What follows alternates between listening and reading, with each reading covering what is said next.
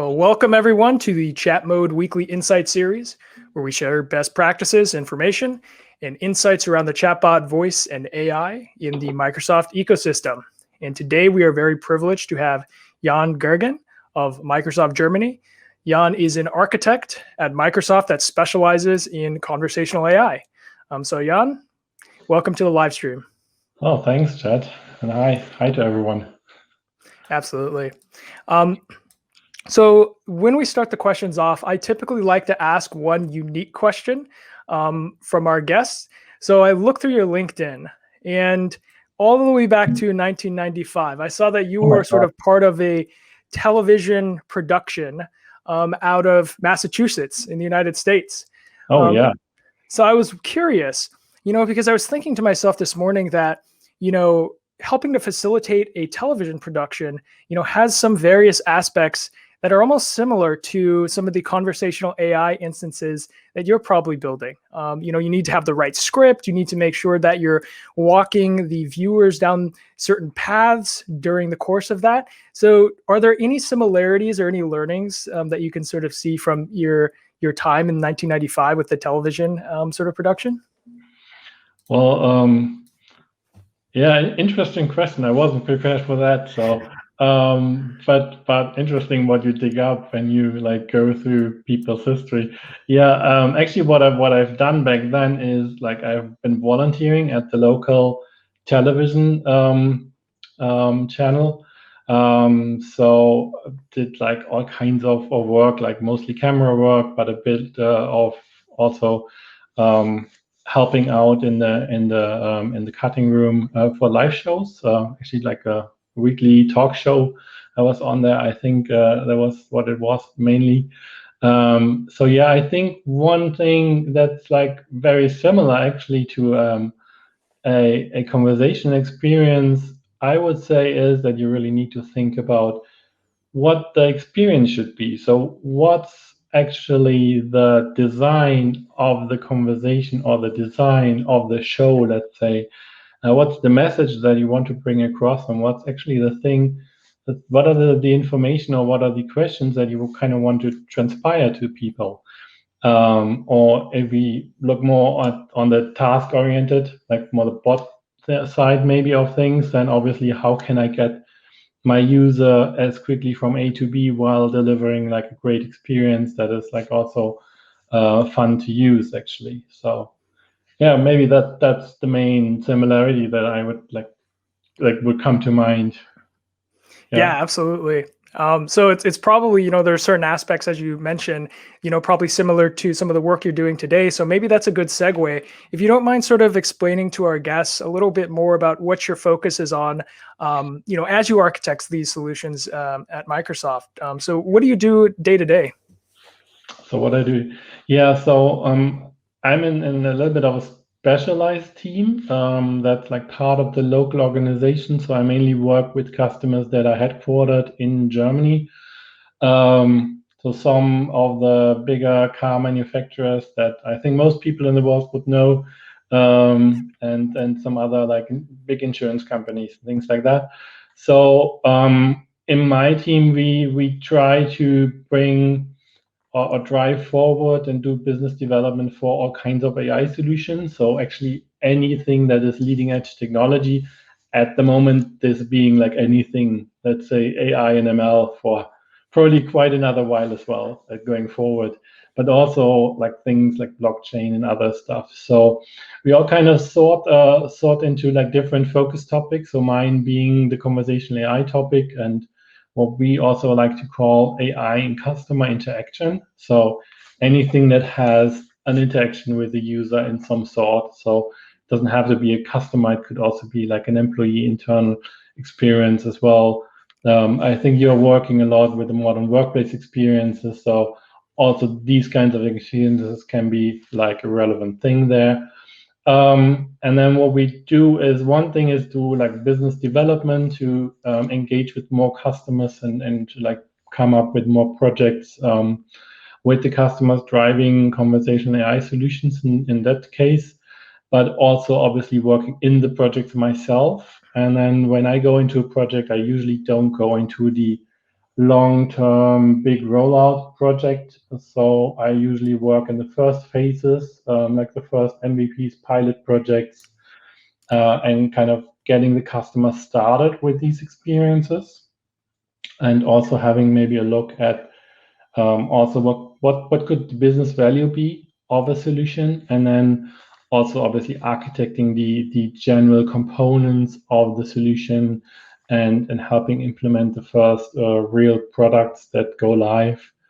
And then when we are like going into like the more long-term project phase, where it's more about like scaling out, extending, and maybe bringing in more operational, let's say, quality from a pure operations perspective, then what I would usually do is then more go into maybe a governance role with the customer to kind of make sure that we still keep the innovation spirit in the project, and that we kind of still work into the right direction also for maybe the vision that was planned, where the customer wants to go with this kind of a solution in the end. Yeah, no, that That's a sounds broad really, thing. yeah. Sorry.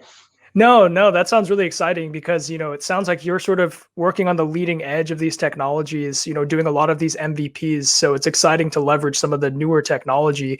So perhaps this is a really good segue for our next question. What are the conversational AI trends that you're seeing today? I know you work heavily in voice, which for a long time has sort of been this thing that was really interesting, but many companies weren't able to really capture that value and turn it into, ROI positive type of project. So what kind of type of trends are you seeing in the space? Actually, I would say a lot of customers are still behind. So what we consider already being commodity oftentimes is still something that a lot of customers are still, for them, it's still like far out. And especially with voice, I think that's the case in a lot of customers, that they still think, oh, is the technology really ready to do it? They want to like do some tech proof, and then when we come in, we say, now let's not talk about tech proof. Yeah, we can show you live demos like until you drop. Yeah, but let's talk about like, and let's think about like, let's assume that the technology can do it. What's the experience that you would like to create, and what's the value that you think that you can create, like for your users, but also for your business? And then we can talk about what like a first productive pilot could look like, maybe to see and to prove that this business value can be reached, that we can get a high user acceptance and things like that. So I think although we might consider voice being like a commodity already, it's actually still quite far away, especially if we talk about really these multi-turn real conversation experience. And I'm not talking about your Alexa, Siri command and control, like, hey, Alexa, turn on the lights. I'm talking about, I don't know, calling into a call center and the bot saying, hey, welcome to my call center. What can I help you with today? And then you just start talking, and you talk to the bot in really a conversation experience, and have a conversation. So I think that that's one of the things that's still a big thing. And while we are like also moving a little bit away from the chatbots, which, I mean, they have been popping up everywhere the last couple of years. I think everybody also knows some really annoying experiences on some of the web pages. You go to a web page and there's a bot popping up saying, hey, can I help you? And you say, no, go away. It's more annoying than being a real help. And also, I think chatbots are like more a thing that's like an additional channel, maybe, but it's not really that high a business value in a lot of cases, at least not on web pages. Or maybe it's different on other channels like WhatsApp, Telegram, things like that. But I think like the voice thing is still a big thing, and then also customers thinking about more about a conversational AI platform approach, where I can have multiple bots on a platform, where I have an environment where I can actually manage bots, and where I have a design experience, where I can have a proper authoring experience as well for my bots, and then not have like only build one bot that does something, but to have a platform that can host multiple bots. And then also where I can have like also bots that act as skills for specialized tasks that I can reuse in different bot scenarios where I have like maybe a, let's say, front-end bot or master bot for a certain channel or for a certain user group, and still be able to leverage a skill to reuse components, or even to actually provide this as a service internally, but maybe even externally. So also talking about customers that want to like offer certain features to external customers as a service that they can consume for their own experiences. So I think this whole platform thing, especially in the enterprise context, also has it's also something that's really like trending. And then if you look at the technology side, I think when we look at maybe also a little bit into the direction of what's leading edge and what's not, I think everything that's happening around the NLG, so natural language generation. So actually not designing your conversational experience, even with like, I mean, we can have great experience designs now with variations, with flexibility and everything, but still it's kind of a design conversation. And now with natural language generation systems, it's going to be interesting when really the AI starts to create the text elements and the responses itself. And I think that's still a little bit more out for real productive use. But if you look at the GPT-3 things that are happening there, it's really going to be interesting once that's going to be more readily available, I think. So yeah, I hope that's going to be a trend. So Yeah, absolutely. I like how you sort of talked about the trends from the perspective of, here's where the direction we're going in, but you tempered it with the fact of saying, well, we still have to sort of build around the constraints, right? Which I think, traditionally is like how we adopt most technology anyways. But, even talking about GPT-3 and beginning to sort of see some of the writing on the wall of, okay, well, it can sort of pretend to be smart, but is it actually smart, right? It says a lot of smart things. But I certainly agree with you. I think we're going down the track of, it sounded like you mentioned three things. Number one, it's, more education on the organization side of things, right? How do they begin to think about this technology aligning into their existing operations? But how do they, more importantly, identify sort of ROI generating or productive use cases, which seems to be sort of a leap for them right now. If there's some of them that are still saying this technology's too new still, and I don't see any value, that's certainly a hurdle. And then the second thing you said, which I agree with you too, there's a lot of voice technologies that are very much command and control oriented still. So it's like single turn interactions. I know that there are some technology stacks that are facilitating sort of more flexible conversations, but it seems to be few and far between that I see publicly deployed. Although perhaps you might maybe have some examples where we're seeing some of that actually happen in the call center space, which sounds really exciting. You also mentioned the third thing, which was this sort of, emergence of more platform technologies that are providing convergence between multiple instances of conversational solutions and being able to consolidate that, in one sort of stack for management, which is really exciting. I've been seeing a lot of traditional sort of telecommunication companies like Vodafone, for example, begin to build out orchestration solutions internally to really manage a lot of these different experiences. So I think that's really exciting to see.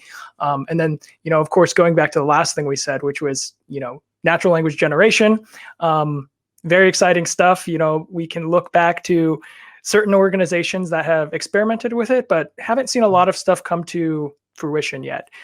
So on that note, perhaps we can sort of dive into the organizations that are seeing the value in voice today and are capitalizing on this technology.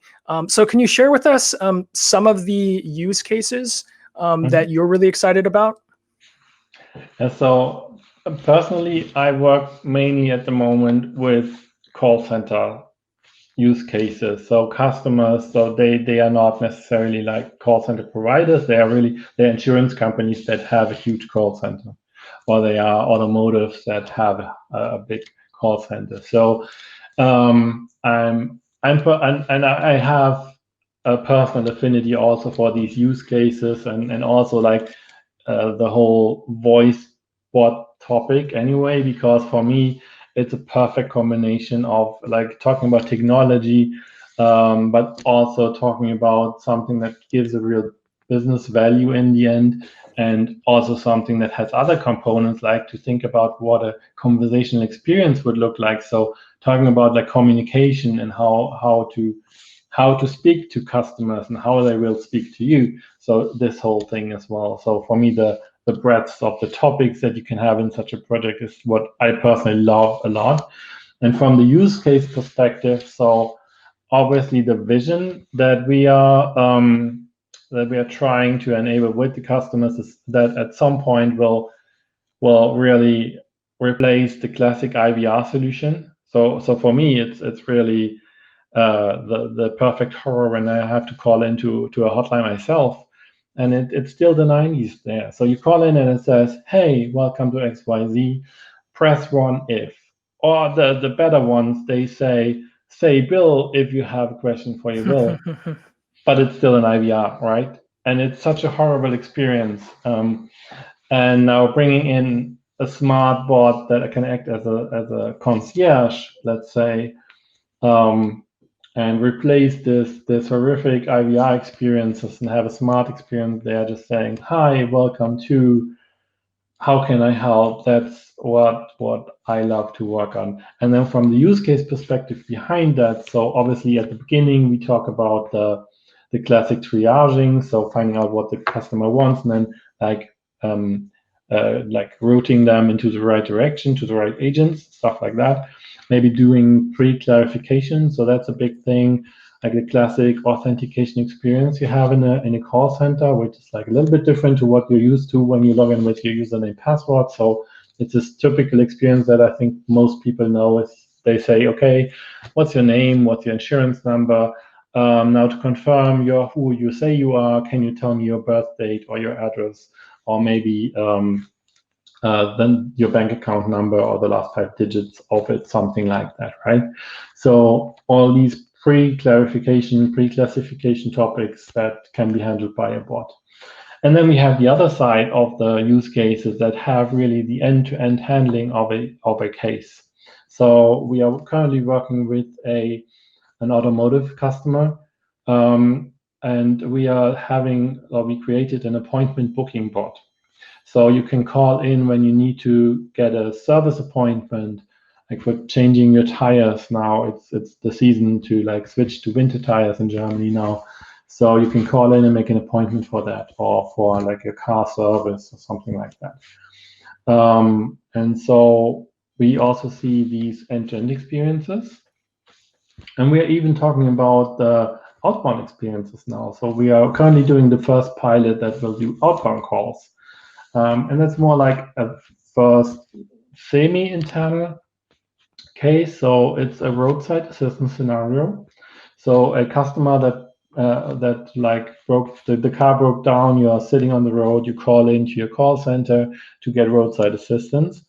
And so you will talk to an agent, they will create a case, and then what will happen is the system will in the background send the case to some service workshop that is close to you, that will then come and pick you up. And what they do today is, after they have like hung up the phone with the customer, they will call into the service workshop and confirm that they have received the work order, and that it will actually go and pick up the customer. And this outbound call is what they are currently now looking into automating, so that when the agent hangs up, the system already automatically calls the right service workshop in the background to do this confirmation via call with the technician, and then see that they are actually going and helping the customer to confirm this. And so these are some of the examples from the automotive space. And then in the insurance space, what we see there is the authentication flow. That's what I just mentioned before. It's one of the things, but also the handling of like your standard questions around insurance coverage, for example. And that's like one big thing there, but also then when you cancel, like in Germany, you have to have car insurance, for example, and when you sell your car, then the insurance is like terminated automatically. So even if it's like still running for a year. Now, so after you sell your car, you have to talk to your insurance to get your money back because you always pay for a year in advance. And so now you can call into the call center of the insurance, and the bot will actually take that request and then create like a payout case for this insurance. So these are some of the use cases that we see. We also worked with a telecom customer, and we worked with them on the technical service hotline. So not in a sales scenario, but in you call in, my internet does not work. So also the hotline where the people call in that are really happy right now, right? So my internet's not working, so great. Okay, my day is saved. And then the bot did like all the pre-classification, for example. I mean, I don't know if you have ever called in to a telecom when your internet does not work. So what the agent will do with you is they will ask you some defaults every time. Did you turn on and off your router? Did you check the cables are all plugged in correctly? Can you unplug and replug them again? And so you spend like, I don't know, 10 minutes doing all this. And actually, this is always exactly the same flow. And that can really be done by a bot very well to check if then after that it works. And if not, then the bot can also hand over to an agent and say, okay, this customer has a real issue and needs help now with something more complex, for example. So that's like a totally different side that can also be handled. So actually, it's very broad. I think like any use case you can have in a call center can be automated or semi-automated. And so maybe I hope I'm not like getting too far ahead of myself, but it's also then when we talk about the business value side, maybe where it's going to be interesting for the customers is not only the pure call deflection, but also the call time reduction with the agent that already creates like huge savings. So that's like one big thing that I'm like working on a lot. But then there's also other use cases that we see that are very interesting outside of the call center itself. So for example, we worked with a construction company and created like a mobile experience that's also voice enabled. So they wanted to have a construction site assistant. So the construction site manager can actually talk to the assistant and get information on the construction site when they are on site to check if the construction work, the progress is as planned. They can check if I don't know, if the company has like put in the right windows, for example. And so typically what they would have done in the past is go to the construction site, check everything, write down what has been done, go back to the office, then check if that's according to plan, and then create tickets out of it, potentially, or cases with the workshops. So now what they can do now is on site talk to the assistant and say, hey, what kind of windows were planned for site ABC? And then the bot can get that information and say, hey, these windows are planned. And then they can see, okay, that's the wrong window. So let's create a case for the workshop already. And another thing that they have is typically when they go back, they need to fill out like a questionnaire, a standardized questionnaire every time for a form and a short report. And so what they can do now with the assistant is actually while they are in the car, they can use voice-enabled experience to actually talk to the assistant and fill out this form. And that has like two positive effects. So one is obviously the time saving. So they can use the time in the car in a productive way. Well, for some people that's good. For some, maybe not. But depending on if you, I don't know, like audiobooks or whatever. But you can use that time more efficiently and don't lose as much time on the road.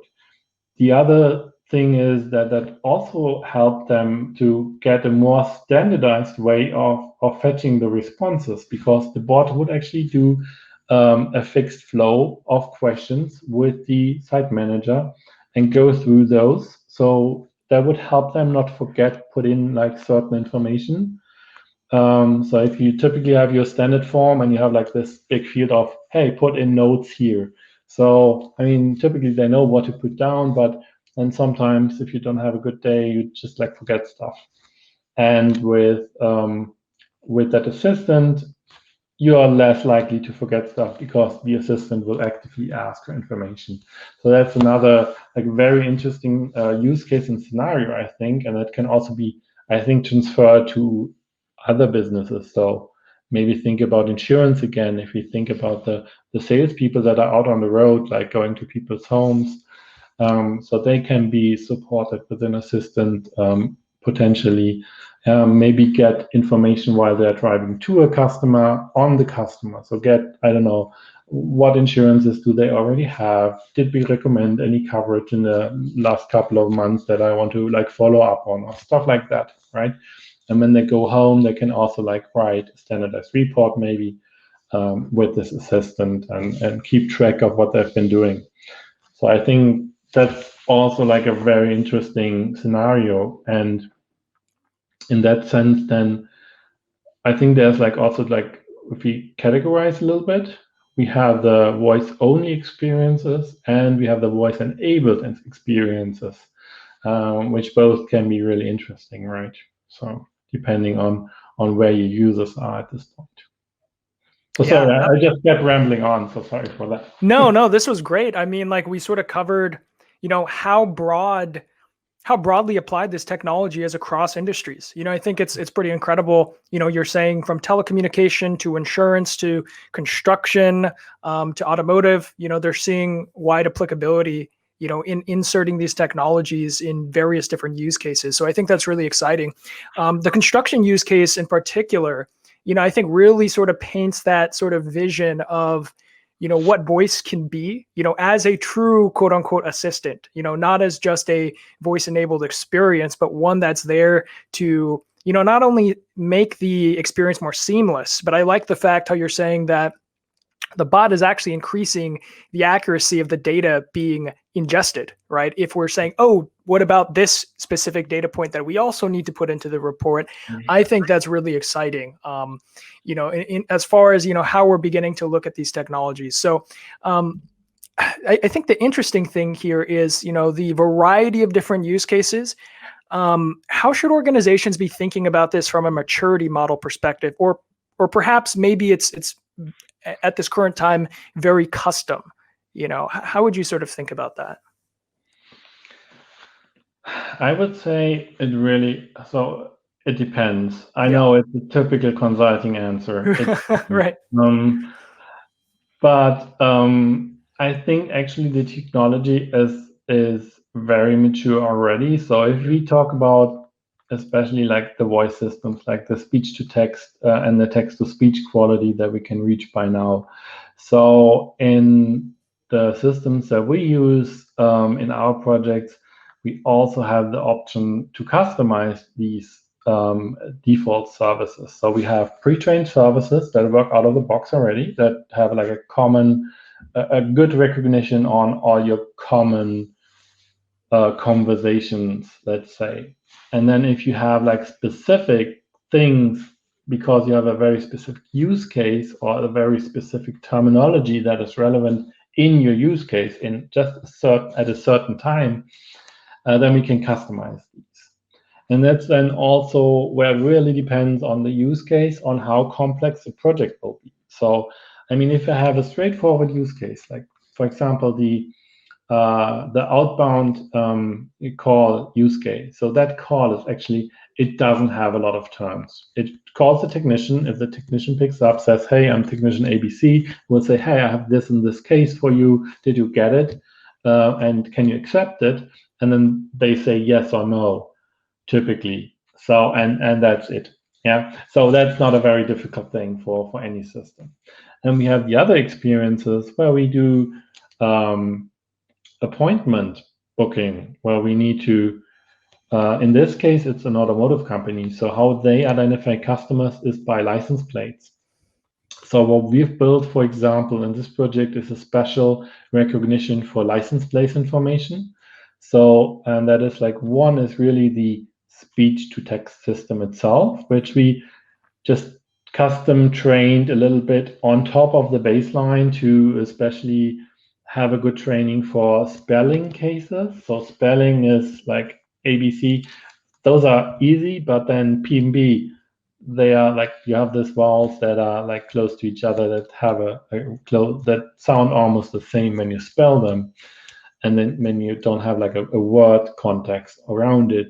So we created a more specialized model for spelling, and then we added a post-processing module, and this really all sounds very complex. Actually, it isn't. It's actually quite a nice and easy microservice architecture.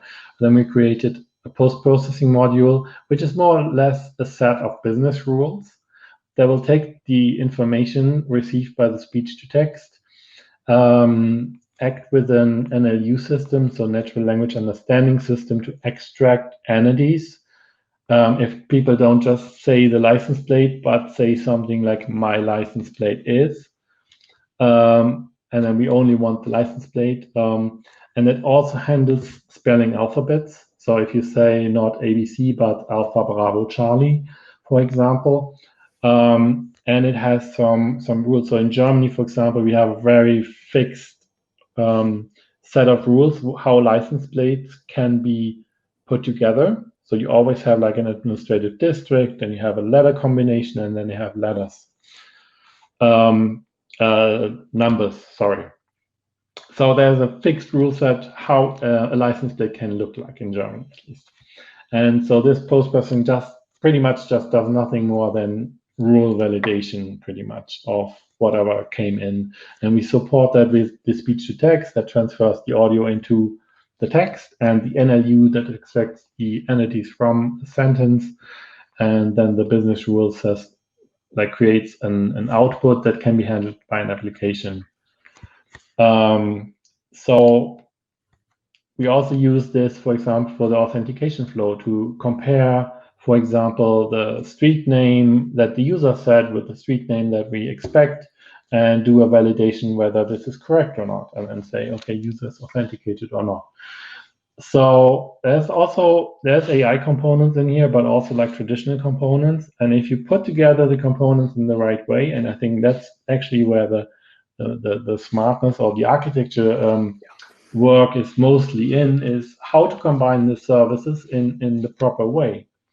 And especially speech recognition and NLU systems really need to work together well, because then you can, with the NLU, you can also compensate like speech recognition issues sometimes.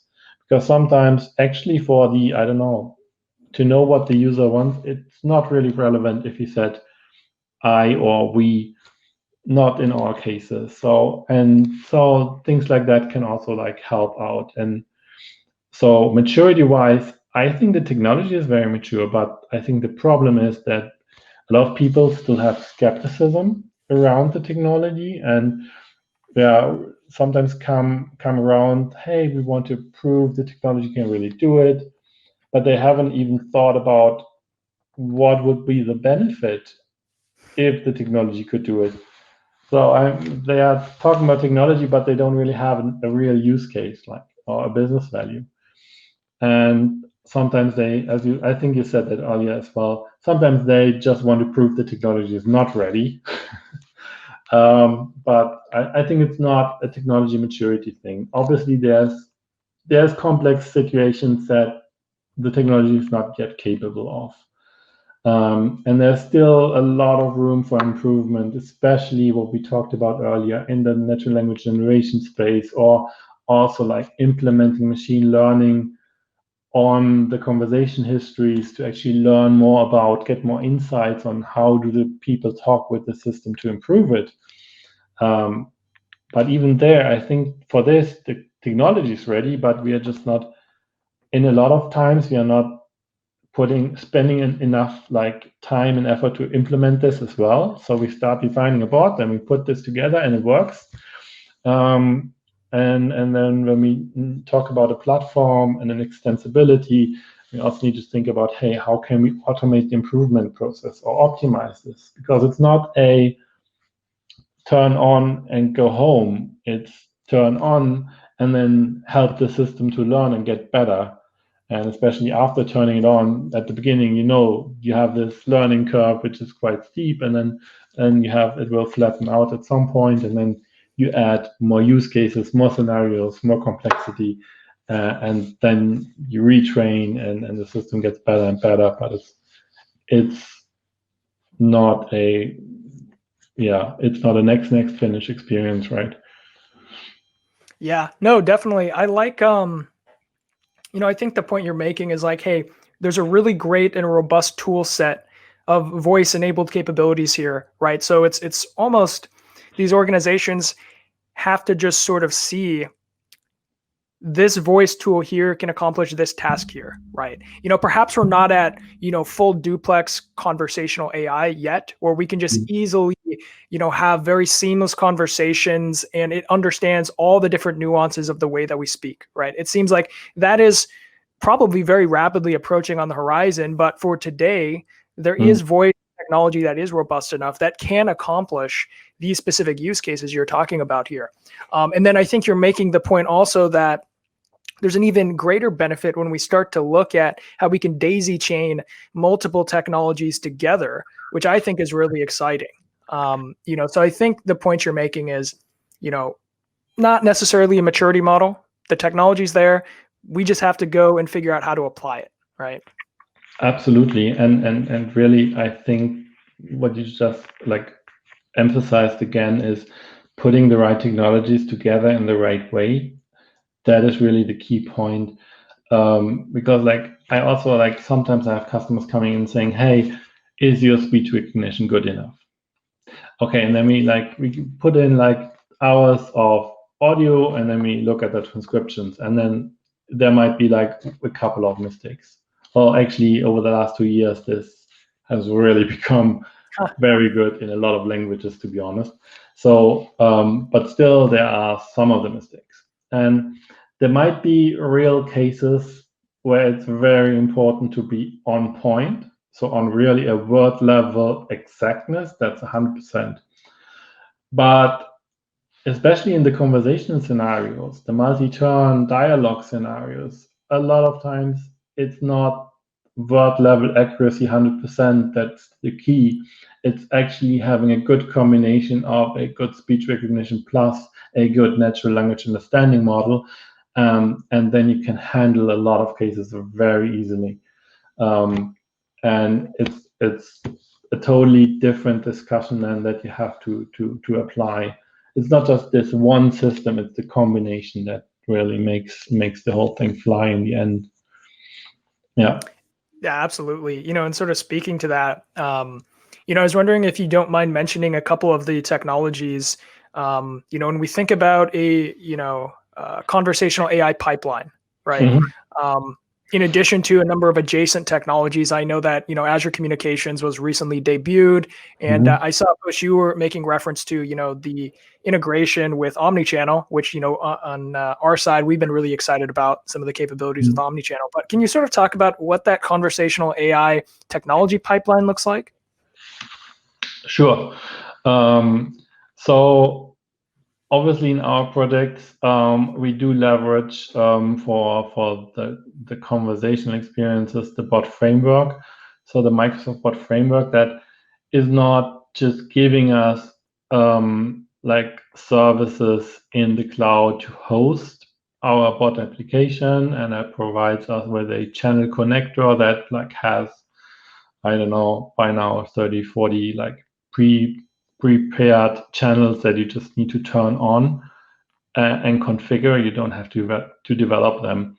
But it also gives us the SDK for developing these kinds of applications to, I would say, orchestrate the conversation flow.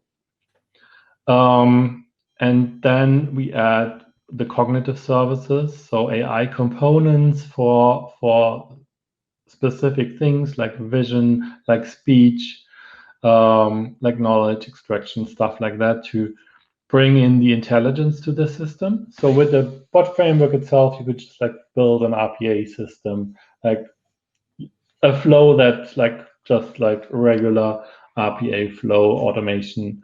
With the cognitive services, we can start building intelligent experiences. And then also the bot framework has introduced, I think since May, also is now finally GA. So it left the previous state. So we have the adaptive dialogues now, which helps us really act in a flexible way in a conversation. So we don't have necessarily have a straightforward designed flow conversation that, I mean, even in the past, we had some tricks to make it flexible with some branching and stuff like that. Was like a little bit tricky to handle it in the design, a little bit more complex. Now with the adaptive dialogues, it's really much easier to build conversations that also allow interruptions, asking questions in between the dialogue, outside of actually the main scenario that I'm in, switching between scenarios and stuff like that. So that's really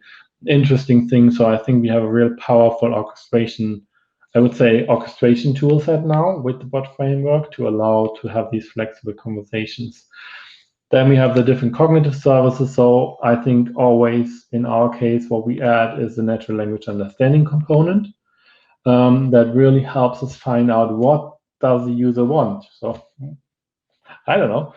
So if they say, I want to book a flight to Munich, that will tell us, okay, that's about booking something. And then the flight will say us, hey, this is probably, they want to book a flight. So we also do entity extraction. And then with Munich, we already have a destination, for example.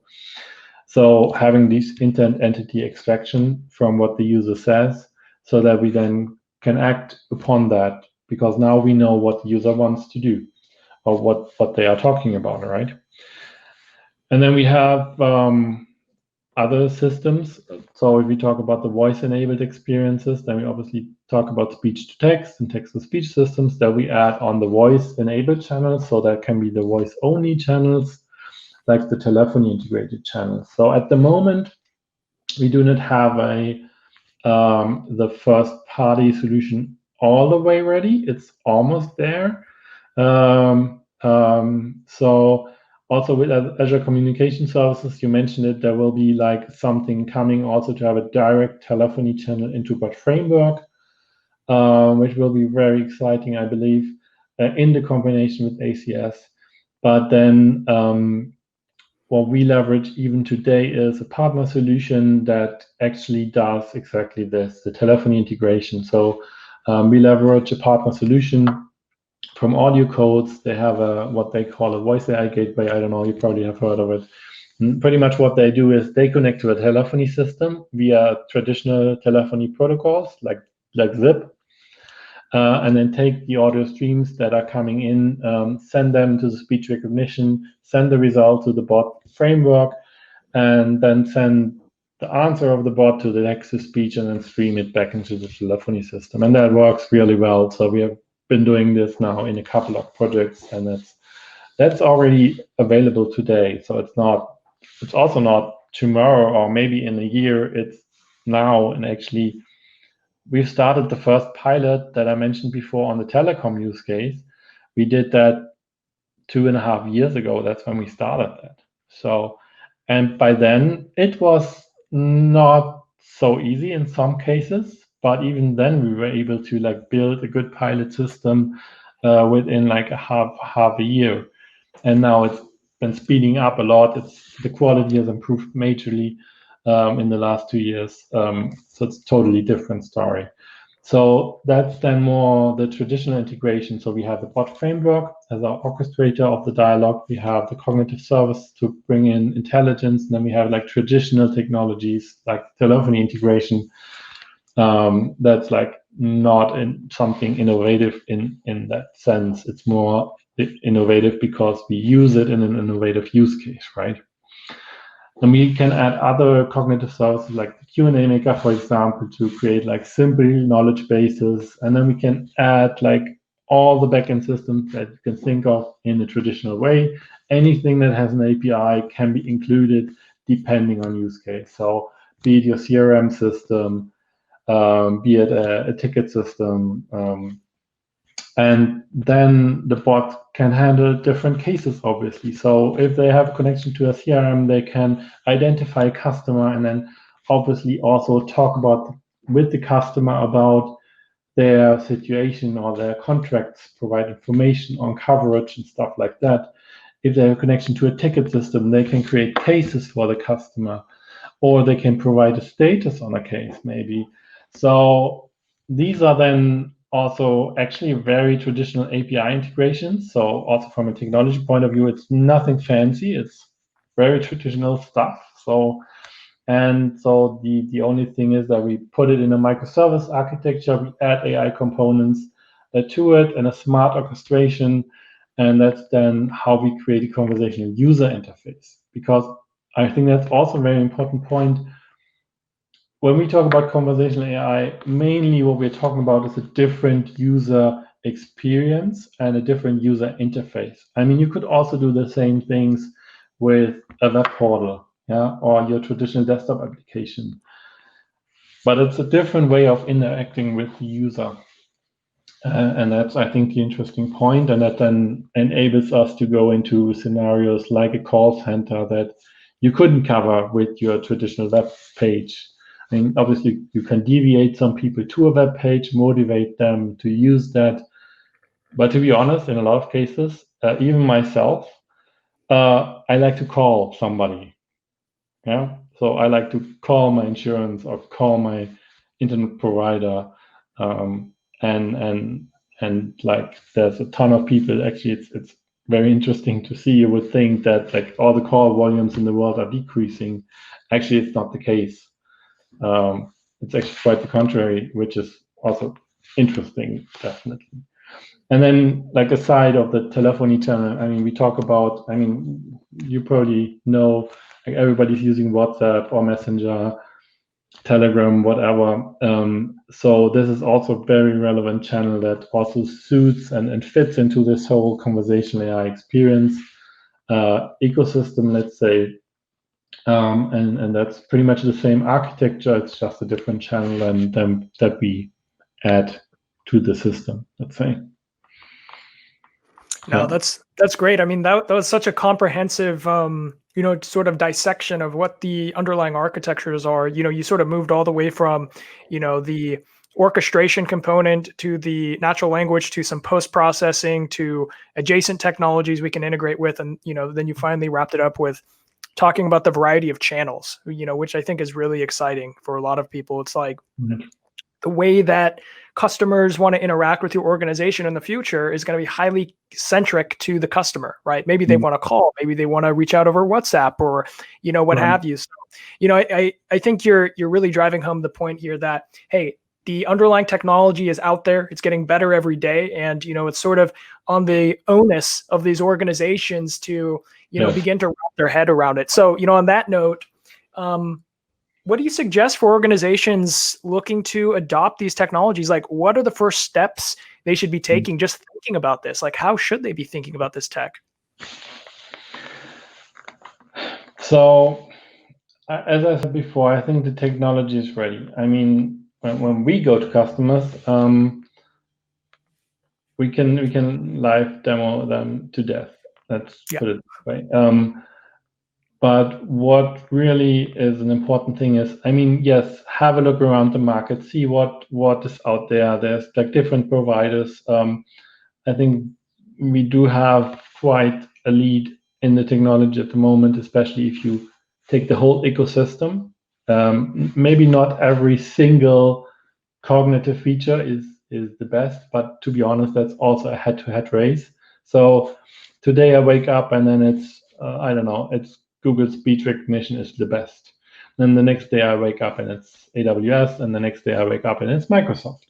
But looking at the whole ecosystem that's there and the broadness of the technologies you need to build a real solution and not just have a singular system, I think it's also important to have a look at that. And then and the next thing aside of the technology is really to think about what's the problem that I want to solve with this technology. So what's the problem and what benefit would a conversational interface bring for this? And to give you some examples. So it can be an improved customer experience because we have maybe reduced waiting times. We have maybe quicker handling end to end because let's say a bot doesn't they they don't start talking about this and that. They just go more or less straightforward if you let them. And maybe also the ease of use. You have maybe quality improvements, or because you have a better consistency in the way cases are handled. And then yes, you do have cost optimization, ideally creating our ROI on it. And then maybe you also can create higher employee satisfaction as another point, because I don't have to answer the same question 100 times a day. But actually that will be done by the bot, and I can actually talk with the customers about the complex things, the interesting cases, the ones that I can really add value, right? And I think that's also an important point, to also see that we can also maybe bring a higher satisfaction there. So what are the benefits that I want to reach, and what's the business value end to end that I want to reach? And then there's like other things really to think about. Maybe this experience, so creating a voice experience, can, I don't know, create a more inclusive solution, right? Because people that are dyslexic, they can speak to the system, they don't need to type. Or if you are temporarily like disabled, like you sit in the car and you cannot type, you can still talk to the system, like in our construction bot scenario, for example. So what benefits would such a solution bring compared to like your classic mobile app or your classic web portal experience? And then it's, I think, about like evaluating the use cases and also maybe prioritization of the use cases to create like sort of like a roadmap. So I think this can be done with like a, let's say, a first brainstorming on potential use cases, and then thinking about maybe what are the high value use cases. So which use cases have a high volume but maybe a low complexity, because I don't need like 10 backend system to handle this, but I just need a knowledge base. But I have 10,000 requests per hour on these types of questions, and this would be like high value. And then I have maybe a highly complicated use case with 10 requests a month, but I need to integrate 10 backend systems, so that will be a low value use case. So kind of think about a prioritization, very classic, maybe like a 4-quadrant thing, value, complexity, to then prioritize. And then I think it's good to start with the first productive pilot. So the way that we like to approach this is in like an agile-based project approach. Create like in 8 to 12 weeks a real first productive pilot, not a technology POC that sits around somewhere in IT, but a real productive pilot with real users, so that I can prove two things. One, is the business value that I think the system will give me, is that really going to be happening? And the other thing is, do I get a good user acceptance? Because I think that's also a very important thing. Think about also about the KPIs that you want to measure the system on. So when will this be a successful project, for example, right? So, and then once you have this first productive pilot, and I think in most cases, if you have really thought about first, what business value will this bring to me? If you thought about that first, then I think there's almost no case where you will have not a successful productive pilot, unless you really have, I don't know, somebody that really does not know what they are doing at all. But that's not reality, I guess. And then after productive pilot, then start scaling out, like extend the system, do more integration, add more use cases.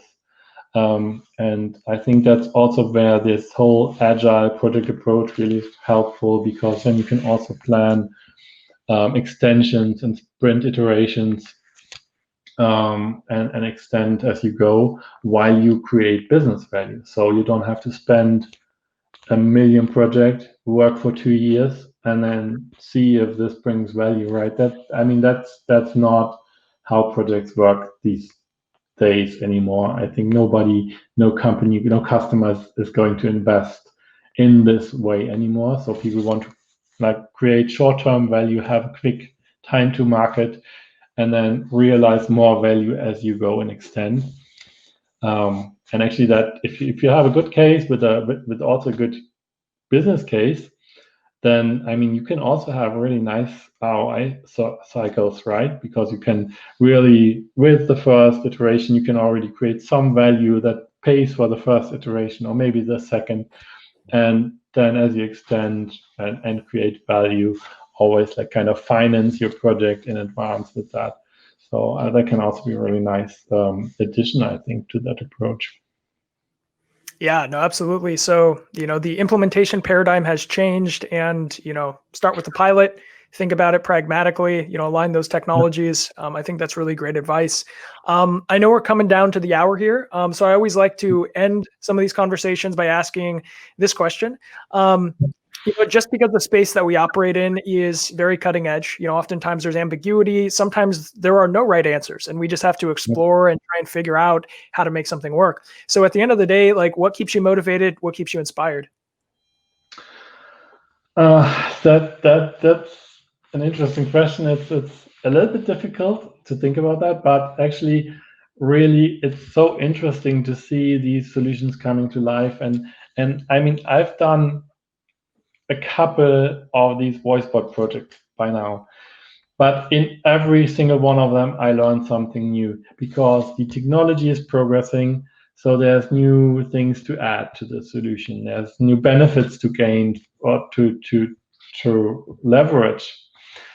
And there's also new scenarios that the customers come up with that you need to think about, or the priorities that customers have. Like some of them say, I don't care if the voice is not like totally fluent and perfect, but for me, it's very important to have like a very efficient flow. Then the others say, I don't care if the flow is like a minute or two longer, but it has to be really, really good user experience design. It has to be a very high quality voice output because I don't know, our users, we want to create the best quality experiences for our users. And so every project is different. And while you're kind of obviously reusing the architecture scenario in itself from time to time, it's more or less always the same thing. It still has so many aspects to the project that are new and that are interesting. And that's actually what keeps me motivated because I always like learn something new. And then there's this new aspect that I haven't thought about myself maybe beforehand that now I learn. And that's interesting. So, yeah. That's what Yeah, motivates me. Working with the no, customers, to be honest. absolutely. I think that's probably, shared by, many of the people watching the stream right now, that we're in this Mm, space and we get to discover and we get to learn new things about this technology and, how it helps our customers really drive value. So, on that note, Jan, I really appreciate your time being on the stream today, sort of sharing your insights, some strategies and some best practices. And, really look forward to, seeing how this technology progresses. And we love to have you back on next time. absolutely. Well, thanks for having me. It's been really nice talking to you. So, hope to see you again. Absolutely. Thanks everyone for tuning into the stream today, and we'll see you guys in the next one. Take care. Bye.